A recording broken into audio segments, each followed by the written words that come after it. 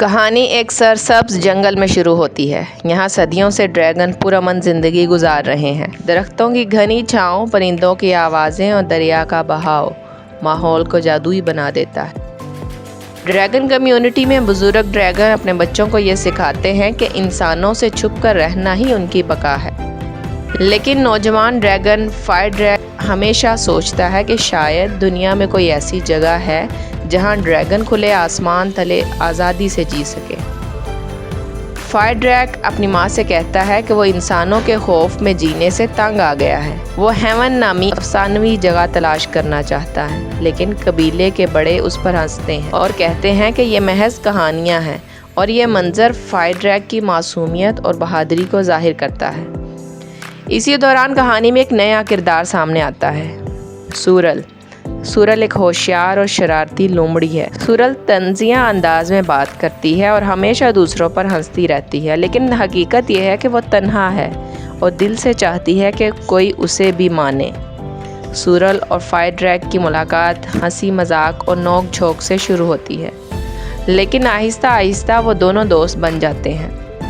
Dragon के जंगल में खबर आती है कि इंसान करीब आ रहे हैं। वो दरख्त काट रहे हैं, नई इमारतें बना रहे हैं और जंगल की तबाही शुरू हो चुकी है।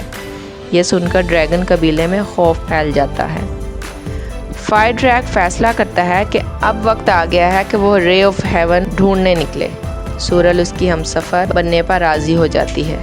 फायर ड्रैग और सूरल पहली बार इंसानी दुनिया में जाते हैं। वहाँ वो शहरों, गाड़ियों और मशीनों को देखकर हैरान रह जाते हैं। उन्हें लगता है कि जैसे ये कोई और ही दुनिया है। उसी दौरान उनकी मुलाकात एक यतीम लड़के बैन से होती है, जो गलियों में अकेला भटक रहा है। बैन अपनी ज़िंदगी की कहानी बताता है कि वो एक यतीम है जिसने कभी अपना घर या ख़ानदान नहीं पाया। वो ज़हीन और जुर्रतमंद है, लेकिन उसे अपनी जगह दुनिया में नहीं मिली। फायर ड्रैग उससे मुतासिर होता है और कहता है, शायद तुम हमारे सफ़र में हमारी मदद कर सको।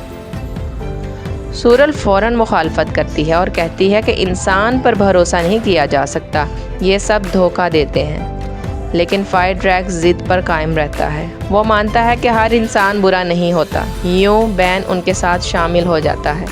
उधर एक खूनी और खौफनाक मखलूक का तारुफ कराया जाता है, गोल्डन ड्रैगन। वो धात से बना हुआ एक गोल्डन ड्रैगन है जो सदियों से ड्रैगन का शिकार कर रहा है। इसका वाहिद मकसद दुनिया से ड्रैगन का खात्मा है।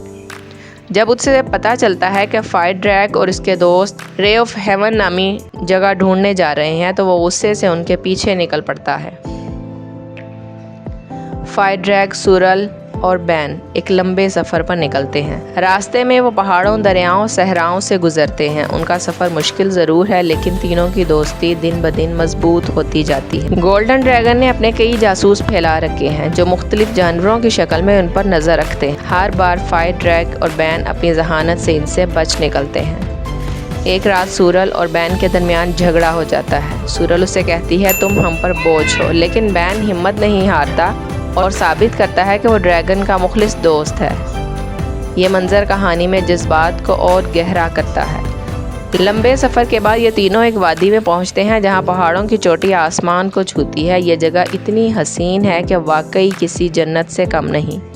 फायर ड्रैग हमें खुशी से कहता है, यही रे ऑफ हेवन है।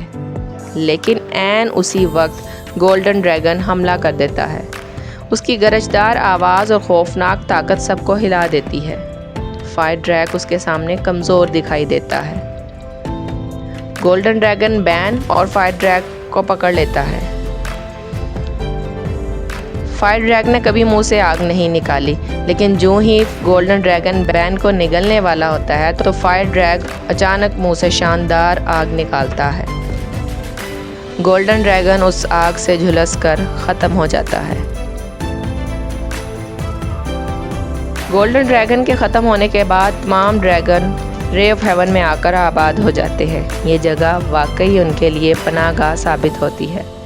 बैन को भी आखिरकार अपनी फैमिली मिल जाती है, लेकिन एक ऐसी फैमिली जो इन दोस्ती और मोहब्बत पर मबनी है। कहानी खुशी के साथ ख़त्म होती है